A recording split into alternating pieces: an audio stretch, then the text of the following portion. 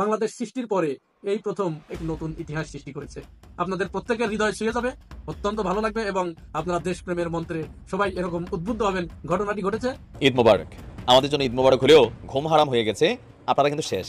পুরো মডেলই বদলাই ফেলছেন ডক্টর মোহাম্মদ ইউনূস। তিনি বলছিলেন যে সংস্কার করবেন, আমরা ভাবতেছিলাম কি সংস্কার করবে, তো ফাইনালি একটা সংস্কারের দেখা পেয়েছি। আর আমার মনে হয় এই এক ঘোষণায় নতুন এক অভিনব আইডিয়া নিয়ে বসেছে বর্তমান সরকার। ডক্টর ইউনূস আরেক নজিরবিহীন ঘটনা ঘটিয়ে বাংলাদেশকে আরেক মাত্রায় নিয়ে যাচ্ছে। বাংলাদেশের 50 বছরের ইতিহাসে নজিরবিহীন ঘটনা ঘটতে যাচ্ছে মাননীয় প্রধান উপদেষ্টা প্রফেসর ডক্টর ইউনূসের নেতৃত্বে। প্রিয় দর্শক, আবারও বলছি যে ঠেলার নাম আব্বাজান। আবারও আজকে আব্বাজানের একটি ঘটনা ঘটেছে বাংলাদেশের। রাষ্ট্রপতি শাহাবুদ্দিন চুপ্পু ছাত্র সমাজের আন্দোলনের মুখে আব্বাজান আব্বাজান বলে সিগনেচার করে পালিয়েছেন। প্রিয় দর্শক, তাকে কিন্তু দেশ থেকে পালাতে দেওয়া যাবে না। এইটা হলো হাজারো মানুষের খুনি।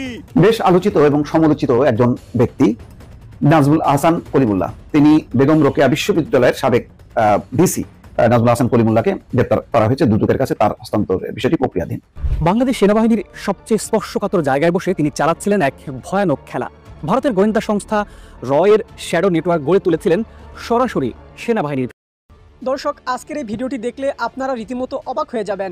আপনারা জানেন ইতিমধ্যে আওয়ামী লীগ সরকারের পতন হয়েছে। এখন ক্ষমতায় আছেন অন্তর্বর্তী সরকার ডক্টর মোহাম্মদ ইউনূস। অন্তর্বর্তী সরকারের মাননীয় উপদেষ্টা ডক্টর মোহাম্মদ ইউনূস থাকাকালীন দেশে কি কি ঘটনা ঘটে যাচ্ছে তা আপনাদের প্রমাণ সহকারে দেখাবো। দর্শক, কথা আর বাড়াবো না, ভিডিওতে চলে যাব। তার আগে আপনাদের কাছে ছোট্ট একটি অনুরোধ, আপনি যদি আমাদের চ্যানেলে নতুন দর্শক হয়ে থাকেন তাহলে অবশ্যই চ্যানেলটি সাবস্ক্রাইব করে পাশে থাকা বেল আইকনটি বাজিয়ে দিতে জেনারেল মির্জাফর ডক্টর মোহাম্মদ ইউনূসের অথরিটিকে চ্যালেঞ্জ করার জন্যই জুলাই সনদ পাঠের মধ্যে ডক্টর মোহাম্মদ ইউনূস বিডিআর পিলখানার সাবজেক্টটা টানতে পারে না, শাপলা চত্বর হত্যাকাণ্ড টানতে পারে নাই। কেন পারে নাই? একটা কারণে পারে নাই। সেনাপ্রধান মির্জাফর বলেছে এই দুইটা সাবজেক্ট টানলে এইসব জুলাই সনদ আমি মাঠলো দেব, আমি এই করব, এবং তার সাথে যোগ দিয়েছে বাংলাদেশের নাফরমান মুনাফেক ভারতীয় তর্পিবাহকরা। উনি এই দুইটা সাবজেক্ট নিয়ে কথা বলতে পারেন নাই। এবং উনি যখন জুলাই সনদ পাঠ করে, সেনাপ্রধান মির্জাফরের সত্যিকার অর্থের শক্তিটা কি? ডক্টর মোহাম্মদ ইউনূসের অথরিটিকে চ্যালেঞ্জ করার জন্য সেনাপ্রধান মির্জাফরের সত্যিকার অর্থ কি বড় বড় গান আর বন্দুক?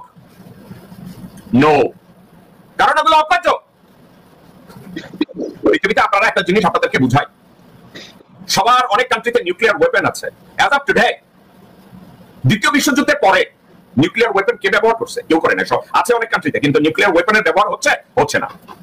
সেনাপ্রধান মির্জাফরের কাছে অনেক আগ্নেয়াস্ত্র আছে, কিন্তু এটা ব্যবহার করার মতো হ্যাডাম, ট্রেনিং, দূরদর্শিতা অথবা এটা ব্যবহার করার মতো ক্ষমতা ওয়াকারের নাই। তাহলে ওয়াকারের ক্ষমতা কি?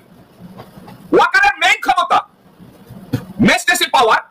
আপনাদেরকে বলি, ক্যাবিনেটের সবচেয়ে শক্তিশালী মন্ত্রণালয় স্বরাষ্ট্র মন্ত্রণালয়, ওটা যার নিয়ন্ত্রণে থাকে, পুলিশ যার নিয়ন্ত্রণে থাকে, বিজেপি যার নিয়ন্ত্রণে থাকে, এবং ইন্টেলিজেন্স এজেন্সিগুলো যার নিয়ন্ত্রণে থাকে, he become the most powerful. Doctor Mohammad ইউনূসের পাশে কতগুলো ল্যাঙ্গুয়েজ পড়া হারামজাদা আছে।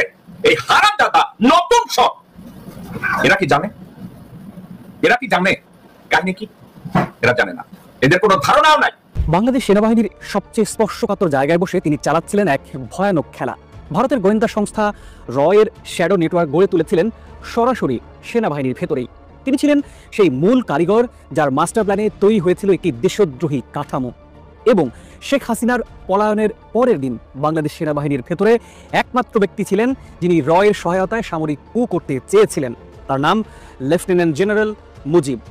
প্রিয় দর্শক, আজকের প্রতিবেদন জুড়ে আমরা তুলে ধরব কে এই জেনারেল মুজিব, কিভাবে তিনি বাংলাদেশ সেনাবাহিনীতে ভারতীয় গোয়েন্দা সংস্থার নেটওয়ার্ক বসানোর মাস্টার প্ল্যান করেছিলেন, কাদের ব্যবহার করে তিনি গড়ে তুলেছিলেন এক রহস্যময় রয়ের নেটওয়ার্ক, শেখ হাসিনার পলায়নের পরের দিন কিভাবে ভারতের সহায়তায় সামরিক ক্ষমতা দখলের অপচেষ্টা করেছিলেন তিনি, এবং সবচেয়ে বড় প্রশ্ন, কেন তাকে বিচারের মুখে না এনে বরখাস্ত করে চুপ করে দেয়া হলো।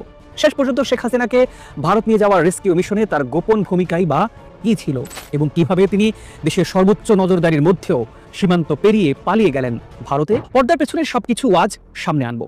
ধৈর্য ধরে একটু বসুন, কথা দিচ্ছি নিরাশ হবেন না। তো চলুন শুরু করি। আমরা শুরুতেই জেনে নেই কে এই জেনারেল মুজিব। হাসিনার খুব বিশ্বস্ত এবং আস্থাভাজন সেনা কর্মকর্তা ছিলেন lieutenant general Mujibur Rahman. Arm forces এবং পুলিশের মধ্যে অনুপ্রবেশের ক্ষেত্রে তিনি এবং জেনারেল তারেক সিদ্দিক ঘনিষ্ঠভাবে জড়িত।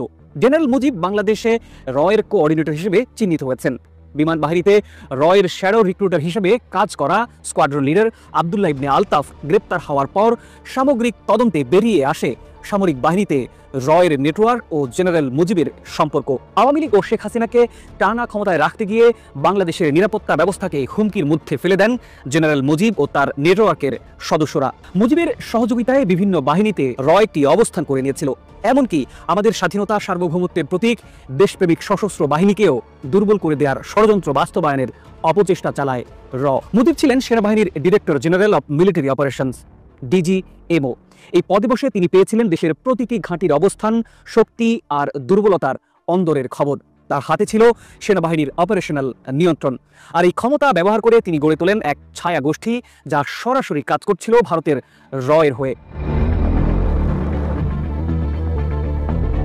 প্রথমে তিনি নিযুক্ত করেন কয়েকজন সামরিক অফিসার যাদের তিনি ব্যক্তিগতভাবে পছন্দ করতেন। এরপর ধীরে ধীরে শুরু হয় এক ভয়ানক প্রতিস্থাপন প্রক্রিয়া। সেনাবাহিনীর কৌশলগত জায়গাগুলোতে বসানো হয় বিশ্বস্ত লোকজন। বিমান বাহিনী ও নৌবাহিনী থেকেও আনা হয় এর ঘনিষ্ঠ অফিসার। তাদের একজন ছিলেন স্কোয়াড্রন লিডার আব্দুল্লাহ ইবনে আলতাফ। তিনি সরাসরি এর এজেন্ট হিসেবে ধরা পড়েন। স্কোয়াড্রন লিডার আব্দুল্লাহ ইবনে আলতাফ একজন বিমান বাহিনী অফিসার যিনি এর হয়ে কাজ করতেন। তার গ্রেপ্তারের পরেই ফাঁস হয়ে যায় জেনারেল মুজিবই ছিলেন বাংলাদেশে এর অন্যতম সমন্বয়কারী। তিনি শুধু সেনাবাহিনী নয়, পুলিশ, র্যাব এমনকি SSF এর প্রতিটি জায়গায় বসিয়েছিলেন এর ছায়া নিয়োগ। বলা হয় সশস্ত্র বাহিনীকে দুর্বল করে ফেলার কাজ তিনি আগেই শুরু করেছিলেন। 14 আগস্ট আলতাফ গ্রেপ্তার হতেই তখন অদ্ভুতভাবে মুজিবকে বদলি করা হয় ময়মনসিংহ সেনানিবাসে। হেলিকপ্টারে সেখানকার জিওসিকে আনা হয় এবং নেওয়া হয় মুজিবকে। তবে ময়মনসিংহে থাকাকালীন আর্মি সিকিউরিটি ইউনিটের নজরদারিতেও ছিলেন তিনি। দেশের সর্বোচ্চ নজরদারির মধ্যেই সেনাবাহিনীর এক অংশের সহায়তায় এই জেনারেল মুজিব পাড়ি জমান ময়মনসিংহের ধোয়াউড়া সীমান্ত পেরিয়ে ভারতে। এবার আসি কিভাবে এই জেনারেল সামরিক কু করার চেষ্টা করেছিলেন সেই বিষয়টা নিয়ে। 2024 সালের 5 আগস্ট শেখ হাসিনা C-13 বিমানে করে দিল্লি চলে যান। এরপর দিন অর্থাৎ 6 আগস্ট জেনারেল মুজিব সেনাবাহিনীর ভেতরে ঘোষণা দেন সরকার ভেঙে গেছে, সশস্ত্র বাহিনী এখন দেশের নিয়ন্ত্রক। অর্থাৎ এটি ছিল এক সামরিক শাসন প্রতিষ্ঠার সূচনা।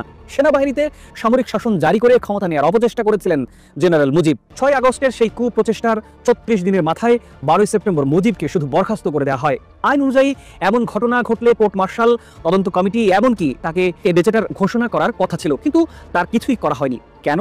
এর উত্তর প্রিয় দর্শক আপনার হাতে ছেড়ে দিলাম। কমেন্টে মন্তব্য করে অবশ্যই জানাবেন। বেশ আলোচিত এবং সমালোচিত একজন ব্যক্তি নাজমুল আহসান কলিমুল্লাহ, তিনি বেগম রোকেয়া বিশ্ববিদ্যালয়ের সাবেক ভিসি। তার পুরো এই ভিসির দায়িত্ব পালন, তারপরে নির্বাচন নিয়ে, রাজনীতি নিয়ে নানা বিশ্লেষণ যথেষ্ট পরিমাণ বিতর্কিত এবং আলোচিত। তিনি বেশ চটকদার কথা বলতেন, কিছু প্রেডিকশন করতেন এমন ভাবে যেগুলো খুব যার প্রতি মানুষের একটা আগ্রহ থাকতো এবং তিনি সেভাবেই কথাবার্তা বলতেন। তার ধারাবাহিকতা ছিল না। বিগত 15 বছরে একটা বিশাল সময় জুড়ে তিনি সরকারের এই নির্বাচনের বৈধতা দেওয়ার কাজে এবং ভালো নির্বাচন এই সার্টিফিকেট দিয়েছেন।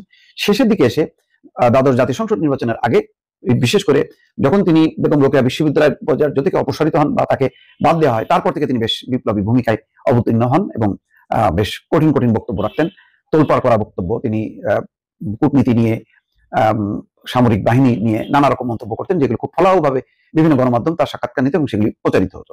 এবং তিনি প্রচুর মিডিয়া ফেস করতেন বা সোশ্যাল মিডিয়াতে তিনি সামনে আসতেন। যদিও রাজনৈতিক পট পরিবর্তনের পর টেলিভিশনগুলোতে তার উপস্থিতি দেখা যেত না, তবে তিনি সম্ভবত টার্গেটে ছিলেন এবং সুনজরে ছিলেন না। তার বিরুদ্ধে এখন যে অভিযোগে গ্রেপ্তার করা হয়েছে, দুর্নীতির অভিযোগ, বলা হচ্ছে যে দুর্নীতির অভিযোগে দুদক কর্তৃক তদন্তাধীন একটি মামলায় দুদকের রিকজিশন ছিল। সেটির ভিত্তিতে গোয়েন্দা কার্যক্রমে পরিচালনার মাধ্যমে মোহাম্মদপুরের নিজ বাসা থেকে সাবেক ভিসি নাজমুল আহসান কলিমুল্লাহকে গ্রেপ্তার করা হয়েছে। দুদকের কাছে তার হস্তান্তরের বিষয়টি প্রক্রিয়াধীন, অর্থাৎ পুলিশ অ্যারেস্ট করে এখন দুদককে দেবে, দুদক হয়তো তাকে আদালতে পাঠাবে।